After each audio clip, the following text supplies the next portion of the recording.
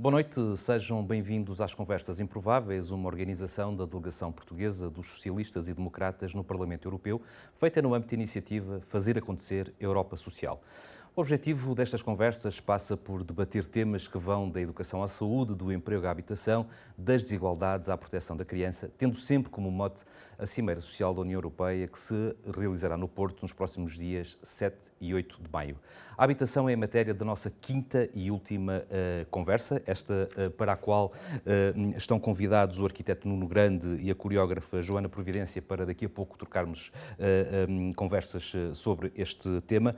Contudo, a abertura desta última conversa improvável está a cargo do eurodeputado Carlos Zorrinho, a quem cumprimento também e a quem peço o favor de dar o pontapé de saída nesta nossa conversa.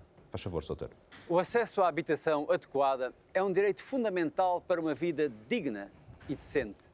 Se dúvidas ainda existissem, o impacto da pandemia demonstrou que a habitação digna é a plataforma a partir da qual os cidadãos constroem as condições que lhe permitem aceder a outros direitos, como a educação, a saúde, o trabalho ou a realização pessoal. A União Europeia e os Estados-membros têm a obrigação de tornar as medidas necessárias para garantir o efeito deste direito fundamental, estabelecido na Carta Social e no Pilar Europeu dos Direitos Sociais. O direito à habitação é, no quadro jurídico português, um direito constitucional. A nova Lei de Bases da Habitação, aprovada em 2018, sob o impulso do governo do PS, densifica o artigo 65º da Constituição, o qual estipula que todos têm direito, para si e para a sua família, a uma habitação de dimensão adequada, em condições de higiene e conforto e que preserve a intimidade pessoal e a privacidade familiar. Existem inúmeras situações de carências habitacionais na União Europeia, que para os grupos mais vulneráveis, quer para os grupos de baixos e médios rendimentos e para os jovens, e essas situações necessitam de uma resposta. Responder às necessidades concretas das pessoas é, aliás, também o melhor contributo contra o populismo, contra o discurso do ódio ou a desinformação com que os inimigos do projeto europeu o procuram corroer. Os compromissos políticos existem. Um ganho qualitativo relevante nas políticas de habitação não deixará de ocorrer por falta de palavras ou de leis.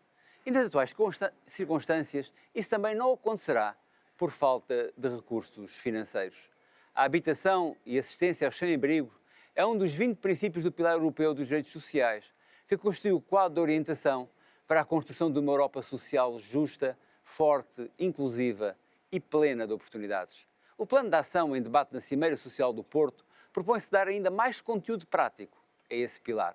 Em Portugal, para além da afetação dos recursos do quadro plurianual de financiamento aos seus diversos programas setoriais e territoriais, o Plano de Recuperação e Resiliência tem disponível 2.703 milhões de euros, entre os quais 1.200 milhões serão destinados ao programa Primeiro Direito, o programa que visa a promoção de soluções habitacionais para as famílias mais carenciadas e sem alternativa habitacional.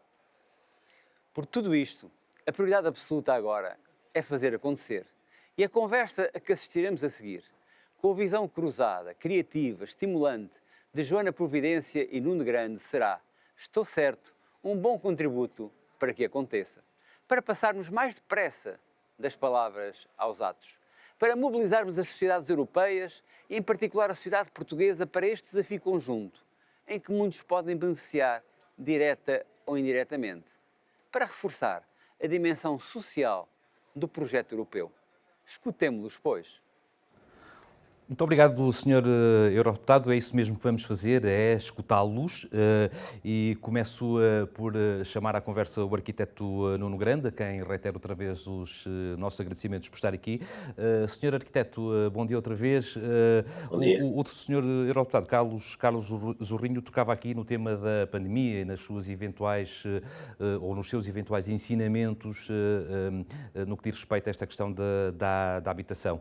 Curiosamente, antes de entrar na conversa, tínhamos estado também a abordar esse tema, que eu gostava que o retomássemos. Do seu ponto de vista, o que é que a pandemia veio trazer a lume ou evidenciar no que diz respeito à questão da habitação e das suas dificuldades?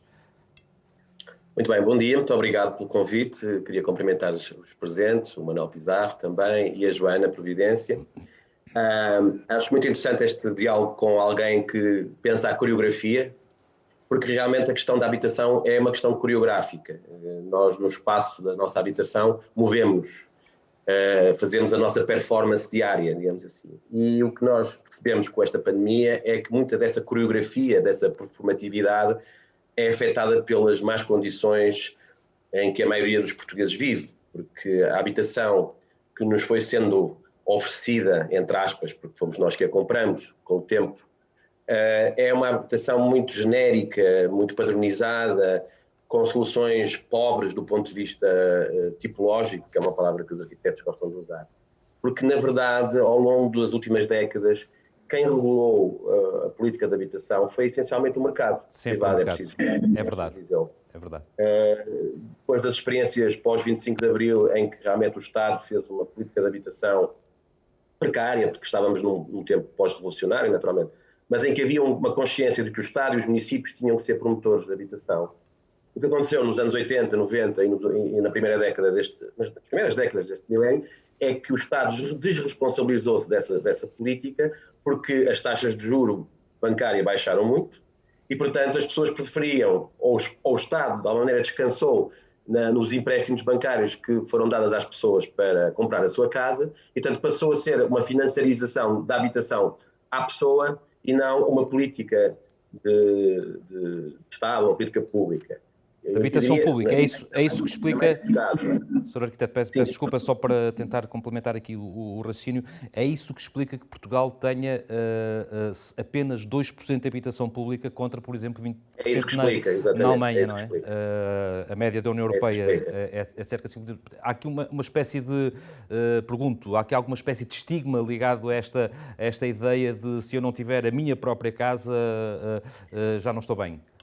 Eu diria que também tem a ver muito com a maneira como nós, portugueses, vivemos a relação com o espaço privado e com a propriedade privada. Nós, naturalmente, todos aspiramos a ser proprietários. E se olharmos para outros países do mundo, as pessoas preferem arrendar. A propriedade da casa não é um motivo de orgulho patrimonial, digamos assim. Em Portugal se calhar pode-se explicar com o longo tempo que tivemos antes do 25 de Abril e uma certa perspectiva de que só uma vida... posse burguesa é que nos pode valer. Sim. Bom, mas isto, portanto, para dizer que nós passamos de uma discussão do direito à habitação para uma discussão do direito a pagar uma hipoteca da nossa habitação. E é isso que explica muito a razão pelo qual hoje é urgente voltarmos às políticas de habitação. Já não de habitação social, mas aquilo que eu costumo chamar de políticas sociais de habitação. Muito bem. É exatamente já falaremos estabelecer uma relação social dentro do espaço de habitação. Já falaremos sobre esse tema também da habitação social, porque eu creio que vale muito a pena. Joana, dá-me licença que a trate só assim. O Nuno colocava a questão de forma interessante, que é, estas conversas chamam-se improváveis por alguma razão, e de facto eu estou curioso em saber como é que uma coreógrafa olha para este problema da habitação. O Nuno dizia há pouco que a habitação também tem este lado coreográfico, digamos assim. Como é que pensa este problema da habitação? O que é que o seu olhar diz?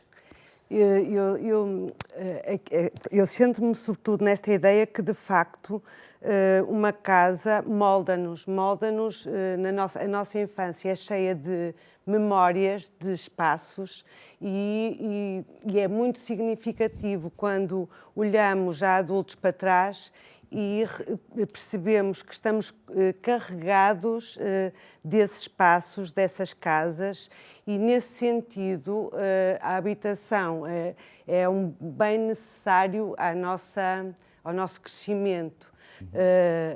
Qualquer espaço, quando oferece-nos uma visão para o exterior, oferece-nos uma relação connosco próprios e promove também, quando somos mais novos, uma relação com a família. Portanto, todo esse lado mais humano das casas são um bem necessário à nossa formação.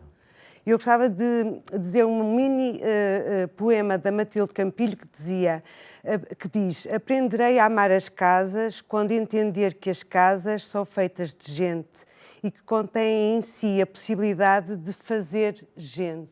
Muito bem. E eu acho que esse lado coreográfico é cheio do fazermos e construirmos a partir de um espaço que vai fazer parte de nós para o resto da vida. Muito bem, que poema bonito. Por falar em gente, recorrendo a este poema, Nuno, a habitação pública, chamemos-lhe assim, para podermos enquadrar o tema, também é a habitação social. A habitação social em Portugal é ainda um problema muito sério, no sentido em que recai sobre ela algum estigma, talvez até bastante. Nos países nórdicos, quer dizer, isto não existe. A classe média, média alta é que vive nos chamados bairros sociais, ou entendidos mais como habitação pública. Como é que podemos, enfim, até recorrendo a este número gigante que o Sr. Eurodeputado há pouco disse, dos 1.200 milhões do PPR para o programa Primeiro Direito, como é que podemos, de alguma forma, trabalhar para eliminar este estigma e abandonar a ideia de que, enfim, estes bairros sociais são povoados por gente que causa problemas e etc.? Pois, os bairros sociais foram muito construídos numa lógica de expulsar ou de periferizar as pessoas, não é? Porque era na altura terrenos públicos que existiam, estavam nas periferias das cidades e isso levou a que, de alguma maneira, se concentrassem famílias deslocalizadas, muitas vezes dos centros das cidades, nesses bairros, criando, como disse, estigmas e guetos que ainda hoje estão a ser resolvidos. E só se resolvem, na minha opinião, trazendo para esses bairros a qualidade espacial que nós temos nos centros das cidades. Portanto, espaços públicos qualificados, espaços verdes, equipamentos que muitas vezes faltaram, construiu-se a habitação, mas não se construíram os equipamentos e, portanto, levar a cidade aos bairros sociais. É isso que no fundo importa. Com estes 1,2 mil milhões de euros, eu, segundo ouvi um número de que eles têm que ser gastos até 2027, 2028. Ora, a minha perplexidade é que eu sei que a maior parte dos municípios não têm projetos em carteira para poder gastar até 2027 este dinheiro, ou seja, eu temo que voltemos a uma lógica, eu não estou a falar dos grandes municípios, porque eu sei que o Porto e Lisboa têm feito uma política de habitação, ou de reabilitação da habitação que têm, mas estou a pensar nos municípios do interior, que queremos repovoar, não é? Também, tenho discutido muito isso, e a sensação que eu tenho é que não há muitos projetos de habitação pública preparados para este dinheiro, esta bazuca que vem aí. E, portanto, temo que voltemos a ter que recorrer ao mercado, ou seja, a comprar ao mercado a habitação que precisamos para fazer política pública. E, mais uma vez, o que o mercado nos vai oferecer é o padrão genérico que tem. E, portanto, eu gostava muito que houvesse muitos projetos bons em carteira para se poder construir rapidamente até ao final desta década, com este dinheiro, com qualidade espacial, com espaços verdes, com espaços de varanda, com espaços de desconfinamento que as pessoas vão precisar. E eu temo que não seja isso que vai acontecer, uma vez que a maior parte dos municípios, segundo eu sei, não tem esses projetos preparados. E é pena. Portanto, temos que correr contra o tempo. Exatamente. Joana, há em Portugal cerca de 730 ou 750 mil casas abandonadas e, além disso, arquiteto, se me puder ajudar aqui, eu creio que este é o número, enfim, que se fala, não é? 730, 750 mil casas abandonadas, o que é uma brutalidade, não é? Claro. A questão, a perplexidade é porque é que nós não aproveitamos, porque nós, o Estado ou quem de direito, aproveita estes imóveis para, por exemplo, os colocar no arrendamento, depois devidamente requalificados, não é? Tinha noção desta enormidade? Não tinha noção. Noutros países houve situações dessas em que os ocupas quase que se legalizaram e foram ocupar essas casas e tornou-se legal, de certa forma, se a casa não estava ocupada, ser habitada, que faz todo o sentido, até porque essas casas depois acabam por se degradar e não servir nem uns nem outros. É verdade também que hoje em dia as casas atingiram preços inacreditáveis, as casas para alugar. Qualquer jovem que chega à idade em que quer alugar uma casa torna-se dificílimo. Tão difícil arrendar que acaba por, como dizia há pouco o arquiteto, por optar por comprar, e voltamos a um ciclo quase vicioso, não é? É verdade, e para comprar é preciso ter condições que muitas vezes não têm, por isso hoje em dia até há muita situação de partilhar casa, e vê-se pessoas adultas a partilharem casa ou até voltarem à casa dos pais porque deixaram de ter a possibilidade de alugar casa. E é verdade também que é um direito que tem que ser mesmo repensado, equacionado a possibilidade de se poder alugar, porque de facto não faz sentido termos que comprar uma casa, faz sentido sim podermos alugar uma casa e ter direito a ela. Claro. É um bem necessário. Claro, mesmo. é um bem de primeira necessidade, como dizia na entrada o eurodeputado Carlos Josinho. Nuno, este volume, enfim, permite uma qualificação absurda de casas abandonadas. Se a isso somarmos o parque imóvel público, não é possível chamar para aqui os privados e enfim, com um conjunto de regras, definir uma política de arrendamento com cabeça, tronco e membros, de maneira a que possamos, de alguma forma, mitigar este problema que estamos aqui a falar?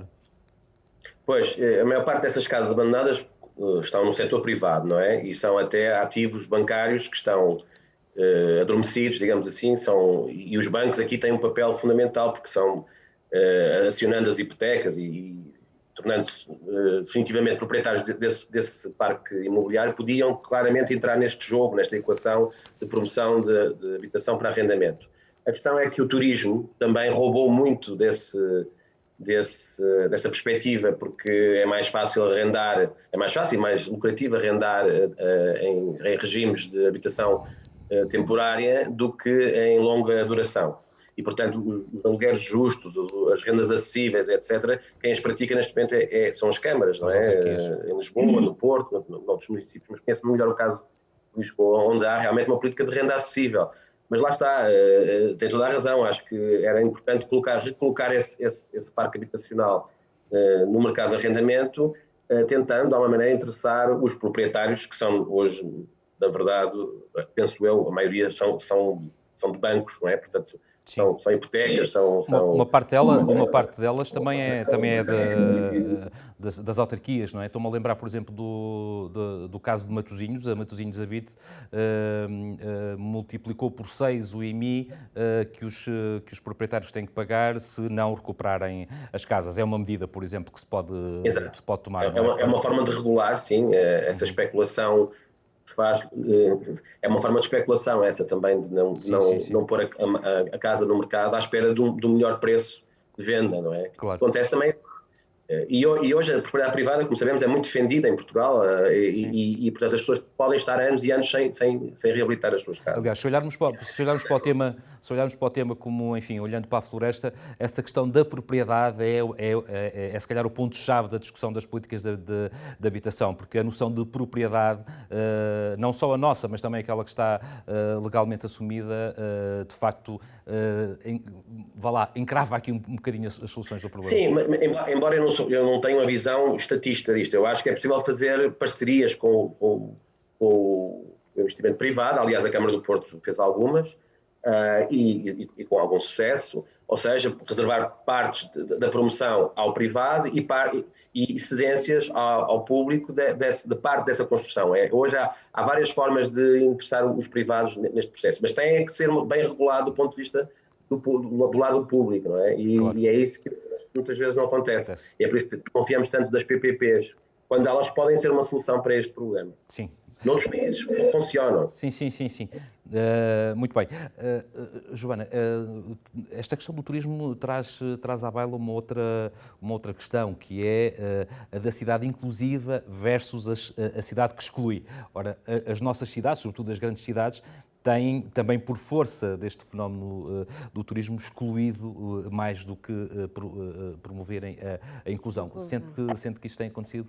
É verdade. Eu acho que, se calhar, e porque houve um grande número de casas recuperadas que foram para alojamento local, o centro da cidade que de repente ficou vazio de pessoas a viverem na cidade. Acho que o criar cotas, por exemplo, seria uma solução importante para haver cotas de zonas que ficavam só para alugar e poder incluir de novo e trazer de novo as pessoas ao centro da cidade. Porque, na verdade, hoje em dia, alugar uma casa no centro da cidade atingiu um valor muito elevado. Claro. E muita gente tem que ir para a periferia. Claro, claro. Nuno, esta questão das cotas é uma questão interessante, não parece-lhe? Sim, nós todos gostamos que a cidade seja intercultural, intersocial e intergeracional. E, portanto, nesses países que eu referia, uma das condições que é imposta aos promotores é que uma boa cota desses empreendimentos tenha que ter renda acessível. E, portanto, de uma maneira com isso tentar misturar, porque um dos problemas hoje é exatamente da guetização dos bairros sociais é porque não há essa mistura social. E nós sabemos que ela é fundamental hoje fazer-se, não é? O centro do Porto hoje é um centro muito turistificado, muito gentrificado, que é uma palavra que hoje se usa, e era importante misturar, era importante trazer de novo essa mistura social para o centro, e há imensa área no centro do Porto, antigos quartéis, áreas vazias, onde se podia promover habitação interclassista. Eu sou um grande defensor dessa forma de combater a gentrificação urbana. Pois é, o problema de rotularmos os bairros sociais é que essas periferias não são só como nós pensamos à partida geográficas, são sobretudo sociais muitas vezes. Exatamente. E isso é que cria o problema. Joana, estamos mesmo no fim da conversa, ela passa muito rápido. Gostava de lhe lançar este repto. Se lhe fosse possível estar na cimeira social que se realiza aqui no Porto, se estivesse perante quem decide sobre estes temas de habitação, o que é que uma coreógrafa diria a esses decisores? Eu dizia, de facto, abrir a possibilidade a pessoas mais carenciadas de poderem ter direito à habitação na cidade de uma forma possível. Mais fácil para elas, não é? Mais fácil para elas. Por falar em facilidade, Nuno, há aqui uma outra dificuldade, não é? Quando nós olhamos, por exemplo, ao peso dos impostos que recai sobre a questão das habitações, basta comparar com Espanha. Nós aqui temos, vou-me socorrer dos meus apontamentos, 23% de IVA não dedutível, IMI, imposto de selo e por aí fora, não é? Em Espanha, a carga total é de 10%. Ora, isto, de alguma forma, também trava a busca de soluções, não é? Sim, foi criado um mercado de exceção para a reabilitação, não é? Do ponto de vista, por exemplo, do IVA. Eu acho que podia também pensar-se nisso noutras áreas em que, se a perspectiva da promoção for inclusiva e quiser, no fundo, essa perspectiva mais intersocial, eu acho que podia-se pensar nessa possibilidade de baixar impostos ou IMIs. Eu acho que a via fiscal é outra possível, mas, na verdade, é sempre uma espécie de prenda, quando na verdade o Estado não deve dar prenda, deve estar no início do processo e não apenas na premiação do processo, não é? Eu gostava que o Estado fosse mais promotor e os municípios mais promotores desta mudança. Muito bem. E gostaria de ver na cimeira social que vai haver no Porto, essa perspectiva de que finalmente vamos ter projetos em cima da mesa de promoção pública ou público-privada, mas em que o Estado é regulador desse processo. Muito bem. Nuno, muito obrigado. Joana, também muito obrigado por esta conversa que foi tão improvável quanto boa. Eu diria, foi um gosto estar convosco e discutir durante esta meia hora estas questões da habitação. Vamos para o encerramento da última conversa improvável, que fica a cargo do eurodeputado Manuel Pizarro, a quem cumprimento também. Muito boa noite, Sr. Eurodeputado. Faz favor de concluir este nosso ciclo de conversas improváveis. Muito obrigado, Paulo. Eu quero dizer que gostei também muito de ouvir este debate com o arquiteto Nuno Grande e com a coreógrafa Joana Providência. Acho que dão bem razão a esta ideia de encontrar personagens, atores menos prováveis para o debate político. O debate político não pode ser sempre feito pelos mesmos, é preciso apelar à participação e a ideias novas. Eu acho que há uma coisa que ressalta claramente. Nós cometemos em Portugal um gravíssimo erro quando abandonamos a habitação como uma política pública. Esse é um problema na Europa, mas é também um problema em Portugal. Porque, vamos lá ver, é verdade que a habitação é um bem de mercado, mas a habitação é, ao mesmo tempo, um direito humano inalienável. Ora, um direito humano inalienável não pode ser tratado apenas como um bem de mercado. Quem tiver condições de sucesso nesse mercado terá uma casa boa, melhor, pior, mais cara, mais barata, e quem ficar de fora, pronto, tem que se sujeitar ao que resta desse mercado. Aliás, podemos usar uma analogia. Também há um mercado na saúde e nem por isso nós acharíamos normal que não houvesse uma política pública que assegurasse o acesso de todos a um bem essencial que faz parte dos direitos humanos. Eu acho que essa mudança é uma mudança necessária, que há uma maior consciência em Portugal e na Europa de que se não houver uma política pública de habitação, isso vai gerar a exclusão do direito a uma habitação digna para camadas muito vastas das populações. Não apenas pessoas com baixos recursos económicos, mas como é hoje mais visível, um pouco por toda a Europa, e claramente, pelo menos em Lisboa e no Porto, de forma absoluta, há hoje muitos jovens, muitas pessoas das classes médias, que também estão excluídas do direito à cidade, do ponto de vista de terem condições para uma habitação com conforto e dignidade, porque há, enfim, também muitos temas que têm a ver, por exemplo, com a pobreza energética, que estão aqui relacionados. É claro que tem que haver uma política de iniciativa pública. Eu acho que a boa notícia é que vai haver financiamento europeu para essa política pública de habitação. Isso é uma absoluta novidade. Nós temos no plano de recuperação e resiliência, que enfim, está mais conhecido por Bazuca, temos uma dotação com algum significado, 1.300 milhões de euros de subvenções e mais cerca de 1.200 milhões de euros de empréstimos. Acho que é um desafio que o Estado Central, mas também em larga medida o Estado Municipal, porque se há política que faz sentido ser territorializada, é mesmo a política de habitação, as habitações estão num território, num setor urbano, que esse dinheiro seja usado de forma judiciosa para mudar as nossas cidades do ponto de vista do acesso das pessoas a uma habitação digna e confortável, sendo absolutamente certo que isto também exigirá parceria com privados, não há aqui nenhuma diabolização do setor privado, mas exige, eu acho que as palavras do Nuno Grande no encerramento são especialmente judiciosas, exige que o Estado, repito, central e municipal, seja capaz de regular as condições de acesso para aquilo que, com justiça, as pessoas que têm rendimentos como os rendimentos dos portugueses podem pagar. Essa não pode ser a condição e nós temos que ser capazes de construir isto. Eu espero que a Cimeira Social do Porto reafirme a habitação como um direito humano essencial e a responsabilidade pública para garantir a sua provisão em condições. Muito obrigado, Nuno, muito obrigado, Joana, muito obrigado, Paulo, por este debate. Obrigado nós, Sr. Eurodeputado. Na sua pessoa, queremos agradecer-lhe o facto de podermos ter sido parceiros neste ciclo de conversas improváveis. Venham outras, cá estaremos com certeza para debater outros temas. Muito obrigado a quem nos seguiu a partir de casa e até à próxima. Boa noite.